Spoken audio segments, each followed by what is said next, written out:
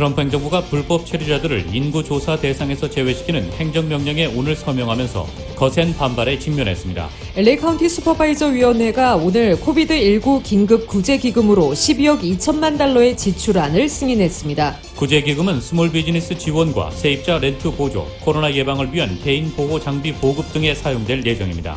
미국에서 인구가 가장 많은 캘리포니아주의 코로나19 누적 환자가 40만 명을 넘기면서 진원지였던 뉴욕주를 곧 추월할 것으로 보입니다. LA 카운티 슈퍼바이저 위원회가 비즈니스의 코로나19 위생 가이드라인 준수 여부를 업소 직원들이 직접 모니터링하고 위반 시에 관계 당국에 신고하도록 하는 방안을 통과시켰습니다.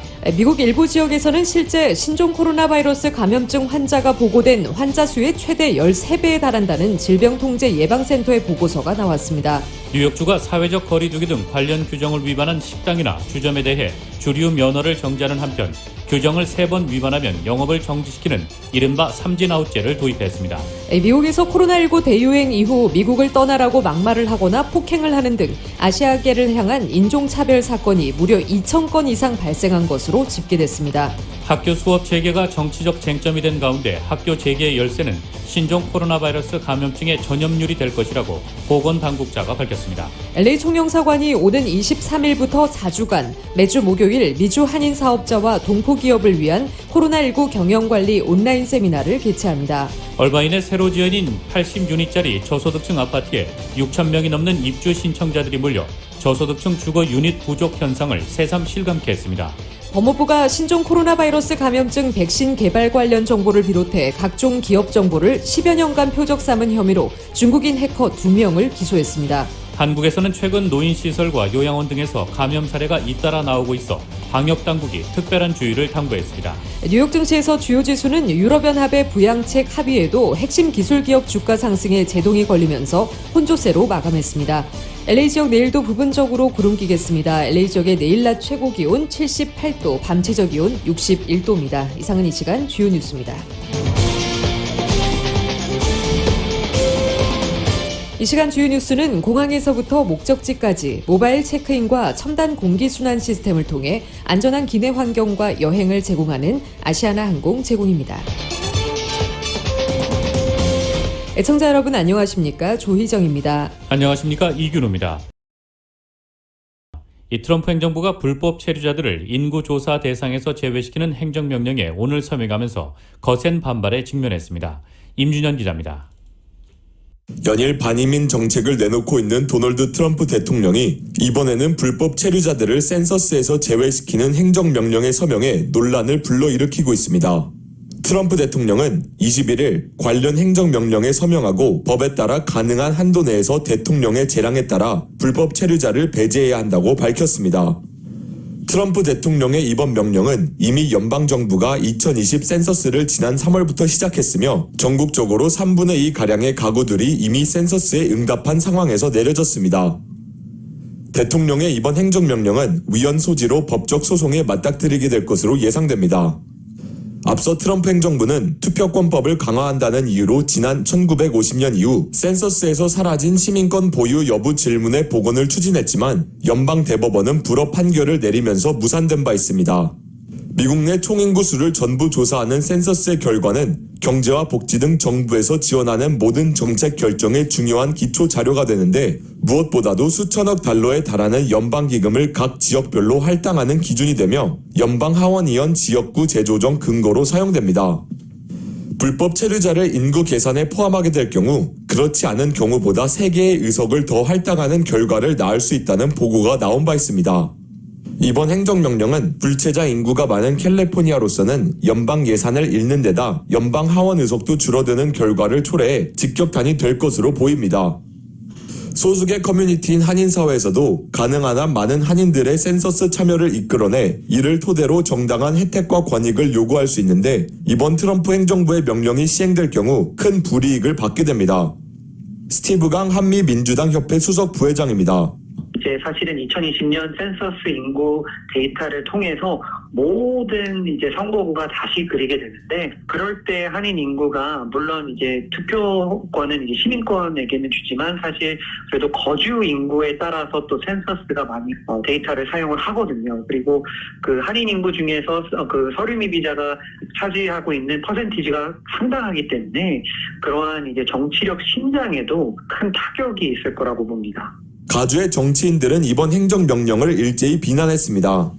개빈 뉴섬 주지사는 한 사람 한 사람 인구 계산에 포함하는 것이 헌법에 적혀있듯 매우 중요한 작업이다. 캘리포니아에서는 신분과 상관없이 모든 사람이 인구 조사에 참여할 수 있는 권리를 위해 맞서 싸울 것이라며 대통령의 이번 서명은 인종차별적 행위라고 비난했습니다.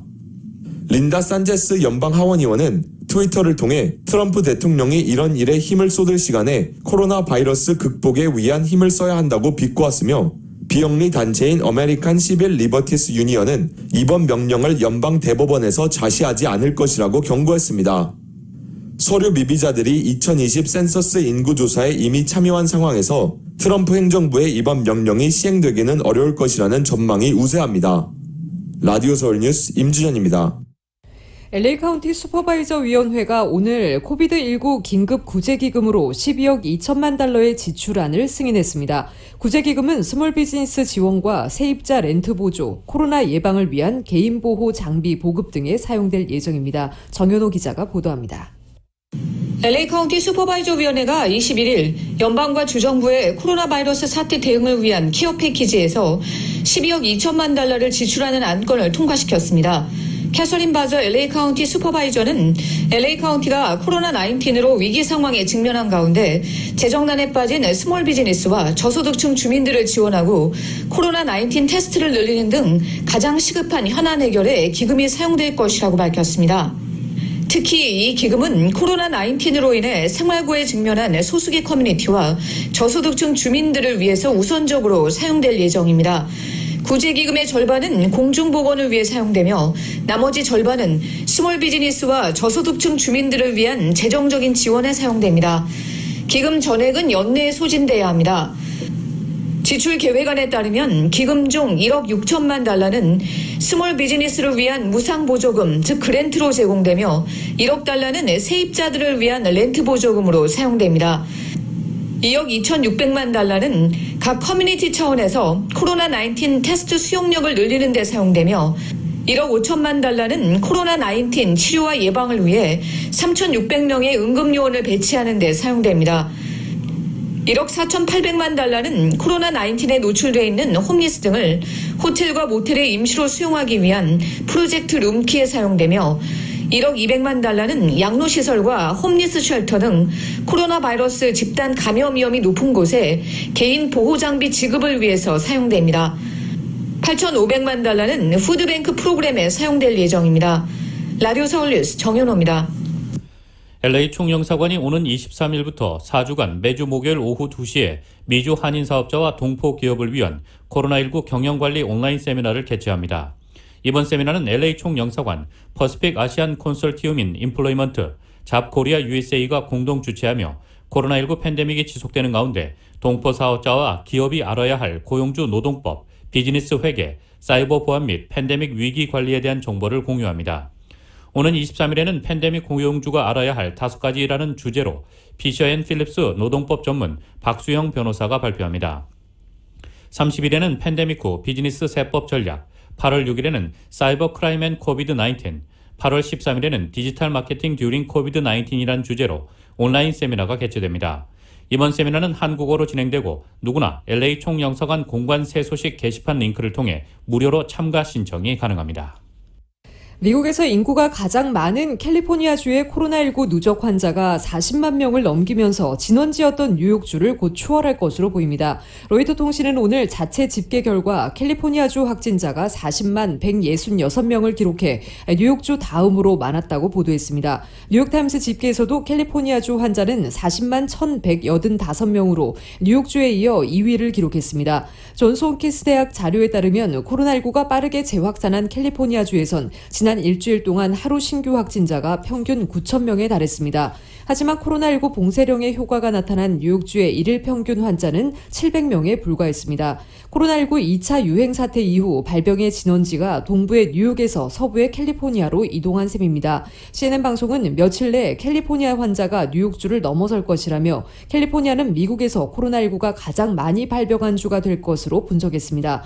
이를 신규 환자도 6월 초 2,600명대에서 7월 11일 기준 9,400명으로 수직 상승했습니다.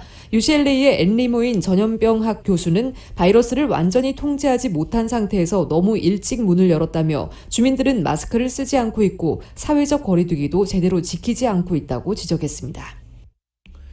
LA를 비롯한 캘리포니아 주 전역에서 나타나고 있는 신종 코로나 바이러스 감염증 재확산세 속에 실내 영업과 모임 등이 금지되는 등 엄격한 코로나19 대처 방역 수칙이 시행되고 있지만 여전히 많은 비즈니스들이 코로나19 감염 확산을 막기 위한 이들 수칙을 지키지 않고 있는 것으로 나타나 LA시 정부가 대대적인 현장 단속을 천명했습니다.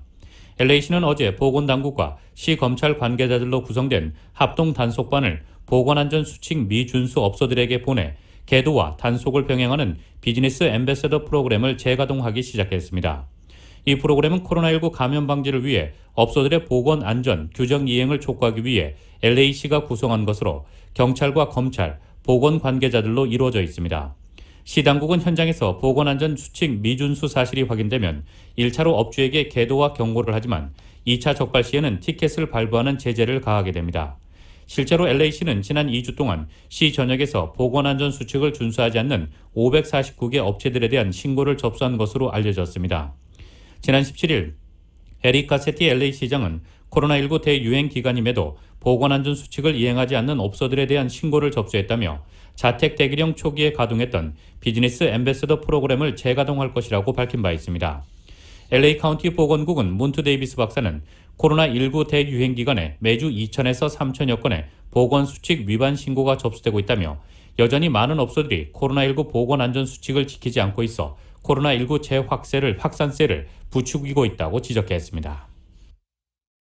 LA 카운티 슈퍼바이저 위원회가 비즈니스의 코로나19 위생 가이드라인 준수 여부를 업소 직원들이 직접 모니터링하고 위반 시에 관계 당국이 신고하도록 하는 방안을 오늘 통과시켰습니다. 최근 2주 동안 LA시에서만 코로나19 가이드라인을 준수하지 않는 비즈니스들이 550건을 기록하고 사우스 LA에 위치한 한 의류 공장에서 300명의 코로나19 확진자가 나오는 등 많은 비즈니스 업소들이 수칙을 준수하지 않으면서 바이러스 확산 위험에 놓인 데 따른 것입니다. 이 방안을 제안한 마크 리들리 토마스 LA 카운티 슈퍼바이저는 일터와 직장에서 마스크 착용과 사회적 거리두기 등에 대한 코로나 바이러스 가이드라인이 지켜지지 않은 곳이 많다며 이런 행동은 직원들만 위험에 처하게 할 뿐 아니라 우리 커뮤니티에도 영향을 끼치는 행동이라고 지적하고 직원들이 직접 우리 커뮤니티의 눈과 귀가 돼 정부의 지침을 따르지 않는 상황을 보고하도록 해야 한다고 밝혔습니다. 봉제 공장과 청소업체, 푸드 공장 등 개인 보호 장비 공급과 사회적 거리두기가 잘 지켜지지 않는 업체들을 대상으로 먼저 직원 모니터링 시스템을 시작할 예정입니다. 한미연합회에서 올해로 15회째를 맞는 2020-2021년도 모의 UN 온라인 프로그램에 참여할 중고고생을 모집하고 있습니다. 한미연합회의 모의 UN 프로그램은 UN 회원국 대표자 역할로 UN 회의를 재현하여 다양한 과거와 현재의 글로벌 이슈들을 논의하게 되는데 학생들의 연설, 글쓰기, 비판적 분석과 지도력 향상에 도움이 됩니다. 이 코로나19 팬데믹으로 인해 온라인으로 진행되는 모의 UN 프로그램은 LA 카운티의 8학년부터 11학년 학생들이 참여 가능하며 12학년인 경우 이전에 모의 UN 프로그램에 참여했던 학생의 경우에만 지원 가능합니다. 신청 마감일은 8월 31일까지며 접수비는 $150, 조기 신청 시 $135이며 8월 17일 전까지 등록하면 됩니다. 얼바인에 새로 지어진 80유닛짜리 저소득층 아파트에 6,000명이 넘는 입주 신청자들이 몰려 저소득층 주거 유닛 부족 현상을 새삼 실감하도록 했습니다. 얼바인의 살레르노 컴플렉스는 월 렌트비가 최저 $590로 지역 중간소득 30%에서 80%에 해당하는 주민들이 입주 대상이며 입주자는 신청자 중 추첨을 통해 선정합니다. 입주자의 소득에 따라 원베드룸이 최저 $590에서 최고 $1,175, 투베드룸은 $1,100에서 $1,325, 3베드룸은 $735에서 $1,470 수준입니다. 얼바인에서 렌트비가 $1,500 미만인 아파트는 1%에 불과합니다. 미국 소식 전해드리겠습니다. 코로나19 확산세가 지속하면서 백악관 대응에 대한 불만과 불신 여론이 고조되자 트럼프 대통령이 브리핑을 재개했습니다. 감염 확산이 이어지고 있어 상황이 좋지 못하다는 것을 인정하면서 마스크 착용과 사회적 거리두기 실천을 촉구했습니다. YTN의 보도입니다. 네, 일단 미국의 코로나19 감염 상황이 좋지 못하다는 것을 인정했습니다. 좋아지기 전까지 상황이 더 악화할 수 있다고 말했습니다. 어떤 지역은 잘 대응이 이루어지고 있지만 어떤 곳은 잘 안 되고 있다고 설명했습니다. 그러면서 선호하든 아니든 마스크를 착용하라고 촉구했는데요. 효과가 있다고 강조했습니다. 또 개발 중인 백신과 관련해 유력한 2개가 있다며 마지막 임상실험 단계에 들어간다고 소개했습니다. 이와 함께 미국의 코로나19 검사 능력이 크게 향상되고 있다며 유럽에 비해 3배 많은 5천만 명을 검사했다고 강조하기도 했습니다. 재개된 트럼프 대통령의 코로나19 관련 브리핑은 단독으로 이루어졌습니다. 먼저 모두 발언을 한 뒤에 질문을 받는 형식으로 진행됐는데요. 이전에 백악관 태스크포스 인사들이 함께한 것과는 차이가 있었습니다. 미국인들에게 감염 상황과 관련해 신뢰를 받는 앤서니 파우치 박사는 물론이고 마이크 펜스 부통령과 데보라 벅스 박사 등 태스크포스 인사들도 나오지 않았습니다. 기자 질문 중에 이와 관련한 질문이 있었는데요. 트럼프 대통령은 회견장 밖에 함께 있다고 간단히 답하고 넘어갔습니다. 그동안 트럼프 대통령과 백악관 참모들이 파우치 박사를 배제하려 한다는 얘기가 많아 오늘 기자회견에 참석하는지가 관심사 중 하나였는데요. 오늘 상황으로 봐서는 특별하게 파우치 박사만 배제된 것으로는 볼 수 없을 것으로 보입니다. 지금까지 워싱턴에서 YTN 강태욱입니다. 미국 일부 지역에서는 실제 신종 코로나 바이러스 감염증 환자가 보고된 환자가 보고된 환자 수의 최대 13배에 달한다는 질병통제예방센터 CDC의 보고서가 나왔습니다. 뉴욕타임스는 오늘 CDC가 상업연구소들과 함께 미국 내 10개 주 도시의 주민을 상대로 수행한 항체 검사 결과 실제 코로나19 감염자는 보고된 수치의 2배에서 13배에 달하는 것으로 나타났다고 보도했습니다. 이번 연구는 정기적인 검사를 위해 또는 외래 환자로 병원에 온 사람 16,000명의 혈액 샘플을 올해 봄부터 6월 초까지 수집해 항체 검사 결과를 분석한 것입니다. 대상 지역은 뉴욕과 유타, 워싱턴주와 플로리다주 남부 등입니다. 연구 결과 5월 30일 기준 미주리주 주민의 항체 보유율은 2.8%, 사람 수로는 17만 1,000명인 것으로 조사됐습니다. 당시 파악된 감염자 12,956명의 13배에 달하는 수치입니다. 이는 당시 보건당국이 대부분의 감염자를 놓쳤고 이들이 이 지역의 대규모 발병에 기여했을 수 있음을 시사한다고 뉴욕타임스는 전했습니다. 반면 유타주는 추정 감염자와 보고된 감염자 사이의 격차가 2배에 그쳤습니다. 연구진은 코로나19 감염자의 40% 이상이 무증상자였을 것으로 전망했습니다. 이번 연구 결과는 코로나19가 확산하도록 놔도 자연스럽게 집단 면역이 형성되도록 하자는 주장을 종식시키는 것이라고 존스 호킨스 보건안전센터의 제니퍼 누조는 말했습니다. 한동안 미국 내에서 신종 코로나 바이러스 감염증에 진앙이 되었다가 최근 비교적 안정세를 보이는 뉴욕주가 재확산을 막기 위해 총력전을 펼치고 있습니다. 경제 정상화 조치 속에 사회적 거리두기 등 관련 규정을 위반한 식당이나 주점에 대해 주류 면허를 정지하는 한편 규정을 3번 위반하면 영업을 정지시키는 이른바 삼진아웃제를 도입했습니다. 또 뉴욕주를 방문할 경우 2주간 자가격리를 해야 하는 주를 총 31개 주로 확대했습니다. 앤드류 쿠오모 뉴욕주 지사는 기자들과의 컨퍼런스 콜에서 뉴욕 퀸스와 서퍼 카운티에 있는 주점 및 식당 4곳에 주류 면허를 정지시켰다고 밝혔습니다. 뉴욕주는 현재까지 총 27곳의 주점 및 식당의 주류 면허를 중단시켰습니다. 쿠오모 주지사는 이들 주점과 식당들이 실외 식사 허용 조치를 주류를 판매하는 기회로 악용했고 이는 심각한 문제라고 지적했습니다. 쿠오모 주지사는 또 사회적 거리두기를 지키지 않은 식당 등에 대해 위반 사례가 3번 적발되면 영업 중단을 시킬 것이라고 경고했습니다. 이와 함께 코로나19 차단을 위해 뉴욕주 방문자에 대한 자가격리 대상 주에 알래스카, 인디애나, 델러웨어, 메릴랜드, 미주리, 몬태나, 노스다코타, 네브래스카, 버지니아, 워싱턴주 등 10개 주를 추가했습니다. 미네소타주는 격리 대상에서 제외됐습니다. 이에 따라 격리 대상 주는 기존 22개 주에서 총 31개 주로 늘어났습니다. 미국에서 코로나19 대유행 이후 미국을 떠나라고 막말을 하거나 폭행을 하는 등 아시아계를 향한 인종차별 사건이 무려 2,000건 이상 발생한 것으로 집계됐습니다. 이런 차별에 반대하는 캠페인이 전개됐습니다. YTN의 보도입니다. 지난달 로스앤젤레스 근교 토런스시 공원에서 중년 여성이 느닷없이 필리핀계 미국인 여성에게 다가가 막말을 쏟아내는 장면이 포착됐습니다. 이 나라에서 당장 나가라. 우리 가족이 너를 혼쭐 낼 것이다. 여긴 내 집이 아니다라고 고함쳤습니다. 비슷한 시기 캘리포니아주 리알토에서는 특별한 사유 없이 60대 한인 남성이 흑인에게 폭행을 당하는 사건이 발생했습니다. 아시아계를 겨냥한 이 같은 외국인 혐오 또는 인종차별 사건이 미국에서 최근 15주 동안 2,000건 이상 발생한 것으로 집계됐습니다.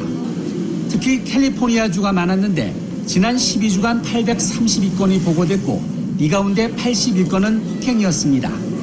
이런 혐오와 차별 사건의 배경에는 미국 대통령의 선동적인 발언의 영향 탓도 있다고 뉴욕타임스는 지적했습니다. I can name Kung Flu. I can name 19 different versions of name. Many call it a virus, which it is. Many call it a flu. What difference? 이 같은 차별을 막고 편견과 싸우자는 공익 광고가 나왔습니다. 소방관과 간호사 등 다양한 직업인이 침뱉기 등을 당한 자신의 경험담을 털어놓으며 아시아계 차별을 멈추라고 호소합니다. 또 인권단체 등은 인종차별이 바이러스다 등의 해시태그를 통해서 소셜미디어에서 차별 반대 캠페인에 나섰습니다. 최근 퓨 리서치센터 여론조사 결과를 보면 영어를 사용하는 아시아계 성인 미국인 58%가 코로나19 대유행 이후 인종차별적인 표현 등을 접한 적이 있다고 답했습니다. 특히 28%는 자신의 인종 때문에 신체적인 공격을 당할 것이라는 두려움을 느꼈다고 밝혔습니다. YTN 김상호입니다. 법무부가 신종 코로나 바이러스 감염증 백신 개발과 관련 정보를 비롯해 각종 기업 정보를 10여 년간 표적 삼은 혐의로 중국인 2명을 기소했습니다. 이들은 중국 국가안전부와의 연계 속에 첨단 기술 기업과 제약회사, 반체제 인사 등을 겨냥한 광범위한 해킹을 저질렀으며 피해 규모가 수억 달러 수준인 것으로 전해졌습니다. 워싱턴 포스트에 따르면 법무부가 중국인 리 샤오위와 동자들을 해킹 등 11개 혐의로 기소한 공소장이 공개됐습니다. 이들의 해킹 대상은 첨단 기술 및 제약, 게임 소프트웨어 개발 관련 기업이 대부분이었으며 미국과 중국, 홍콩 등지에서 활동하는 반체제 인사 및 인권 활동과도 표적이 됐습니다. 로이터 통신은 무기 설계도 대상이었다고 전했습니다. 이들의 해킹은 10년 넘게 지속했는데 이들은 특히 최근 코로나19 백신과 치료제, 검사 기술과 관련된 연구를 하는 것으로 알려진 생명공학 기업 등의 네트워크 취약성에 대한 조사를 벌이기도 했다고 공소장은 설명했습니다. 코로나19 백신 및 치료제 개발과 관련한 정보 탈취를 노렸다는 뜻입니다. 피해 기업의 이름이 구체적으로 공소장에 적시되지 않았으나 캘리포니아와 메릴랜드, 워싱턴, 텍사스, 버지니아, 매사추세츠 등의 기업이 포함된다고 워싱턴 포스트는 전했습니다. 앞서 연방수사국과 국토안보부는 지난 5월 중국 정부에 연계된 해커들이 코로나19 백신 연구를 노리고 있다고 발표한 바 있습니다. 최근에는 미국과 영국, 캐나다가 이례적 공동 성명을 내고 러시아 해커들이 코로나19 백신을 개발하는 기업과 대학을 겨냥하고 있다고 지적하기도 했습니다. 도널드 트럼프 대통령이 석 달 만에 재개한 신종 코로나 바이러스 감염증 브리핑에 앤서니 파우치 국립알레르기 전염병 연구소 소장은 초대받지 못했습니다. 파우치 소장은 오늘 오후 초대를 받지 못했으며 브리핑에 있지 않을 것 같다고 CNN과의 인터뷰에서 밝혔습니다. 오후 5시로 예정된 트럼프 대통령의 브리핑을 1시간도 남기지 않은 시점이었습니다. 트럼프 대통령의 등장과 함께 시작된 브리핑에서 역시 파우치 소장의 모습은 보이지 않았습니다. 미국의 코로나19 대응을 주도하다시피 한 파우치 소장은 코로나19 확산 초반 트럼프 대통령 1일 브리핑의 단골 참석자였습니다. 행사에서 주로 발언권을 독차지하는 트럼프 대통령도 파우치 소장과 데비벅스 백악관 코로나19 태스크포스 조정관 등 보건 전문가들에게 매일 발언 기회를 주며 그 위상을 인정하는 모습을 보였습니다. 그러나 미국이 코로나19 감염, 사망자 규모에서 1위로 올라서고 트럼프 행정부의 부실 대응 논란이 커지면서 트럼프 대통령은 과학적 근거를 토대로 소신 발언을 피하지 않는 파우치 소장 과 거리를 두기 시작했고 공개적인 비판 발언을 하기도 했습니다. 미국에서 학교 수업 재개가 정치적 쟁점이 된 가운데 학교 재개의 열쇠는 신종 코로나 바이러스 감염증의 전염률이 될 것이라고 보건당국자가 말했습니다. 공중보건위생을 책임지는 제럼 애덤스 공중보건서비스단 단장은 CBS 방송에 출연해 사람들이 알았으면 하는 것은 우리가 학교로 돌아갈 수 있느냐 아니냐를 결정할 최대 요인이 실제 학교와는 거의 또는 전혀 상관이 없다는 것이라며 그것은 배후에 있는 코로나의 전염률이라고 말했습니다. 애덤스 단장은 이어 이것이 우리가 사람들에게 학교로, 예배로, 평범한 삶으로 돌아가려면 얼굴 가리개를 쓰고 사회적 거리두기를 실천할 필요가 있다고 끊임없이 말해온 이유라고 밝혔습니다.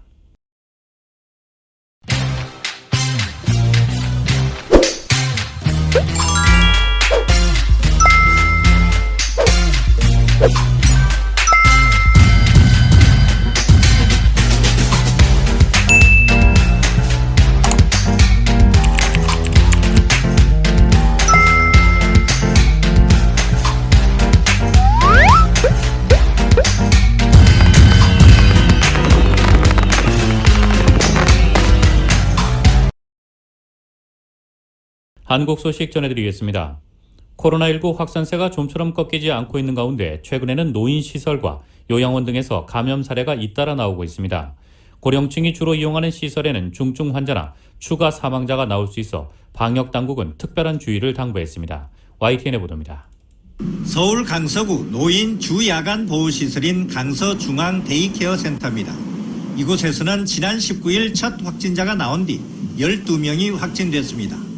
처음에 인지된 환자는 85세 남성이었는데 그 발생 상황으로 볼 때는 초발 환자는 60세 여성으로 이미 지난 7월 15일에 증상이 시작된 것으로 그렇게 파악을 하고 있는 그런 상황입니다. 서울 도봉구 성심 데이케어 센터에서는 지난달 첫 확진자가 나온 뒤 한 달여 만에 45명의 확진자가 발생했습니다. 사망자도 4명 나왔습니다. 광주 북구 한올 요양원에서도 13명의 확진자가 발생해 1명이 숨졌습니다. 중앙방역대책본부는 5월 말 이후 노인복지시설과 요양원 등에서 모두 113명의 확진자가 발생해 이들 가운데 8명은 숨졌다고 밝혔습니다. 요양시설이나 의료기관 등의 경우에는 희생자까지 치명률까지 높은 상황, 따라서 그런 것들의 재발을 막기 위해서 더더욱 저희가 관리에 최선을 다하겠으나 종사자나 관리자 중심으로 생활방역 수칙의 준수에 대한 주의를 더욱더 당부드리는 의미가 큽니다. 노인시설의 종사자나 입소자, 이용자가 호흡기 증상이나 발열 등 의심 증상이 있으면 반드시 진단검사를 받아달라고 요청했습니다. 방역당국은 휴가철 인구 이동과 밀집된 환경으로 인해 언제든 4월 말 5월 초와 같은 확산이 다시 일어날 수 있다고 보고 있습니다. 코로나19 감염의 끝에 있는 노인 요양시설이나 의료기관의 희생을 막고 안전을 지키기 위해서는 거리 두기와 마스크 착용 등 방역수칙 준수가 중요하다고 재차 강조했습니다. YTN 한윤규입니다. 더불어민주당 당대표 선거후보 등록 마지막 날 친문 핵심이자 당권파인 박주민 최고위원이 출사표를 던졌습니다. 이로써 민주당 경선은 이낙연 의원과 김부겸 전 의원까지 3파전으로 치러지는데요. 박 최고위원의 돌발 출마가 두 후보에겐 반갑지 않은 소식이 됐습니다. YTN의 보도입니다. 더불어민주당 차기 당대표를 뽑기 위한 후보 등록 마지막 날. 마감 2시간여를 앞두고 대표적 친문인 박주민 최고위원이 도전장을 던졌습니다. 176석의 힘으로 사회적 대화의 장을 열고 거기서 얻은 해결책과 힘으로 야당을 설득해 나가는 것이 필요합니다. 현장으로 가겠습니다. 이로써 민주당 당대표 선거는 이미 후보 등록을 마친 이낙연 의원과 당의 국난 극복과 도덕성 회복 등등의 과제에 직면해 있지 않습니까? 그런 것을 책임 있게 해결해가는. 김부겸 전 의원까지 3파전으로 치러집니다. 2년 임기의 당대표가 임기를 꼭 채워서 아까 말씀드린 그 중요한 정치적 고비를 당원과 국민들과 지지자들과 함께 반드시 돌파해 내겠습니다. 세월호 변호사로 이름을 알렸던 박 최고위원은 2년 전 초선으로 출마한 최고위원 경선에서 친문당원 지지 속에 1위로 지도부에 입성했습니다. 게다가 이해찬 대표의 신임까지 받는 터라 이번 당대표 선거에서 최대 복병이 됐습니다. 특히나 대세론을 구축한 이낙연 의원은 더욱 긴장할 수밖에 없습니다. 이 의원에게 향했던 친문 표심이 박 최고위원 쪽으로 나뉠 수 있기 때문입니다. 그렇다고 김부겸 전 의원이 안심할 수 있는 것도 아닙니다. 박 최고위원의 가담으로 판세를 뒤집기 더 어려워질 수도 있습니다. 하지만 박 최고위원 입장에선 경선에서 떨어져도 손해보는 장사는 아니라는 분석이 우세합니다. 어쨌든 내년 4월 재보궐선거에서 서울시장 후보로 거론되는 만큼 인지도와 몸집을 키우는 기회라는 겁니다. 이와 함께 5명을 뽑는 선출직 최고위원회는 노웅래, 이원욱, 김종민, 소병훈, 신동근, 이재정, 한병도, 양양자 의원과 염태영 수원시장이 출마를 선언했습니다.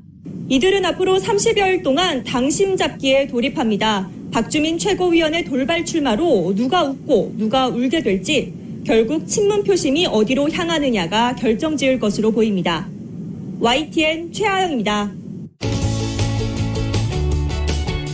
헬스 에브리데이. 암을 피하고 싶다면 치질 사용과 양치질을 더 자주 해야 할 것 같습니다. 잇몸병, 즉 치주질환이 있으면 위암과 식도암의 발생 위험이 커진다는 연구 결과가 나왔기 때문입니다.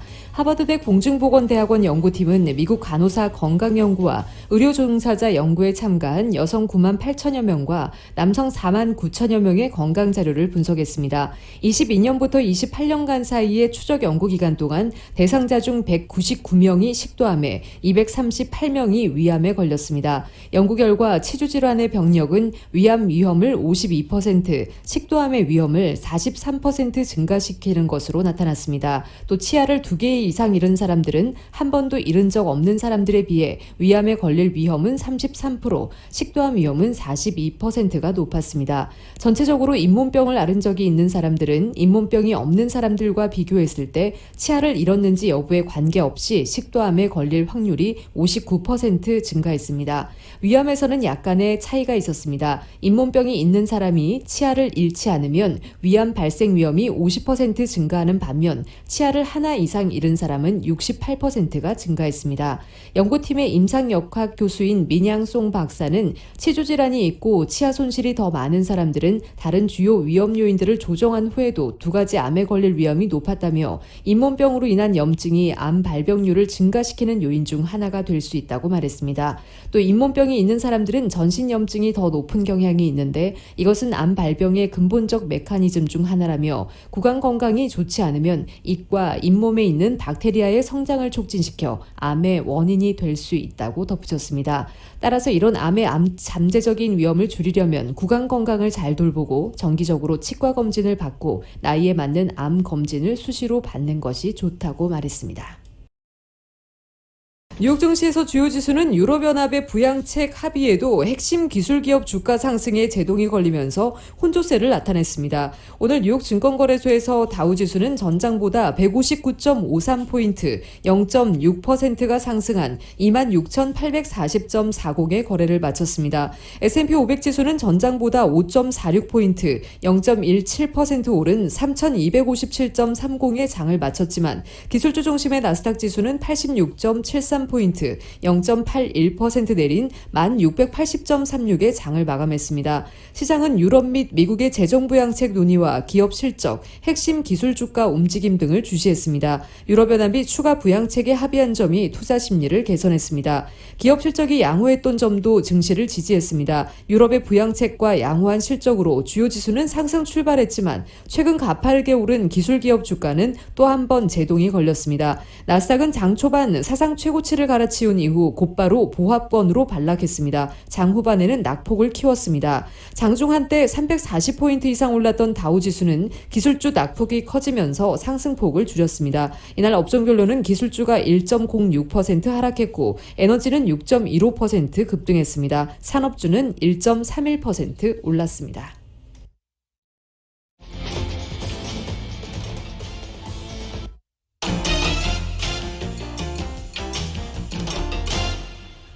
국제유가는 경기 부양에 대한 기대감으로 넉 달 만에 처음으로 배럴당 1달러가 넘는 상승폭을 기록했습니다. 뉴욕 상업거래소에서 8월 인도분 서부 텍사스산 원유는 전날보다 배럴당 2.8% 뛴 41.96달러의 거래를 마쳤습니다.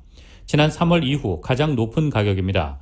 런던 ICE 선물거래소의 9월물 브렌트유도 현재 배럴당 2.54% 오른 44.38달러에 거래 중입니다.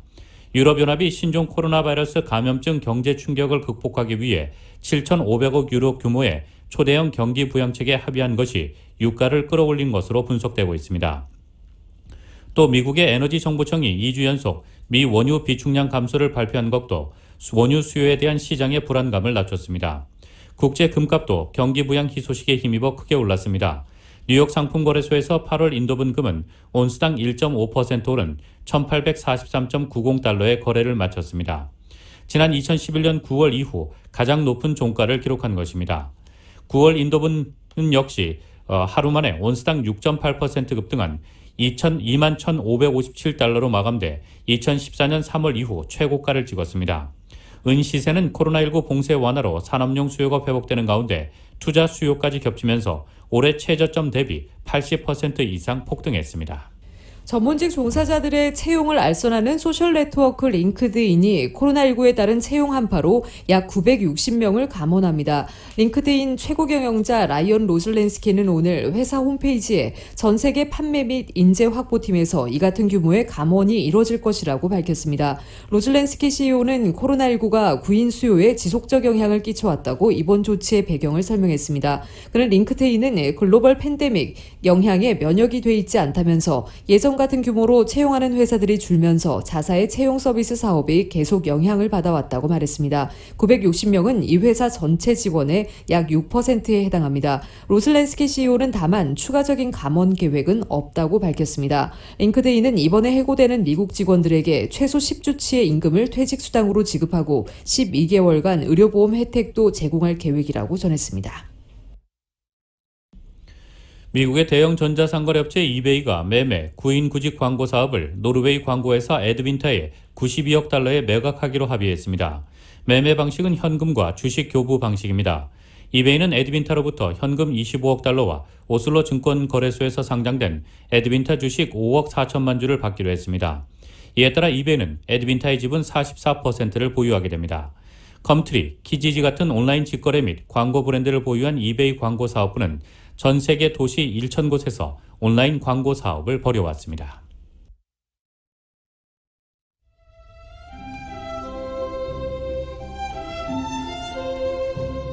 7월 22일 화요일 오늘 밤과 내일 날씨입니다. 이번 주도 부분적으로 약간 구름 낀 날씨가 내내 이어지고 있습니다. 수요일인 내일과 목요일인 모레 이틀간 낮 기온 오늘보다 4, 5도가량 더 떨어져 최근 들어 가장 낮은 기온을 보이겠습니다.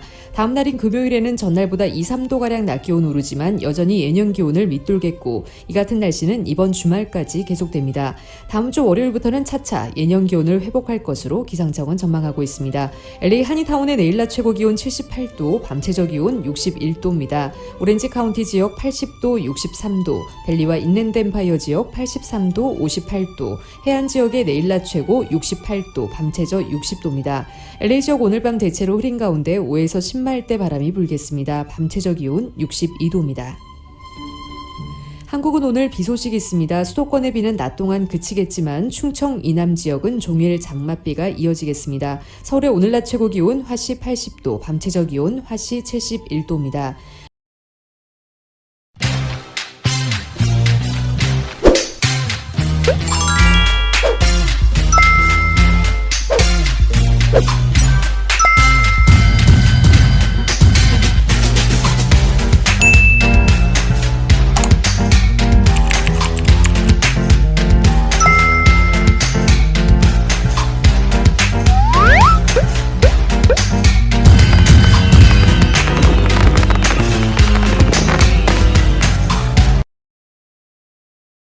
지금까지 진행의 이균호, 조희정이었습니다. 행복한 저녁 보내시기 바랍니다. 고맙습니다.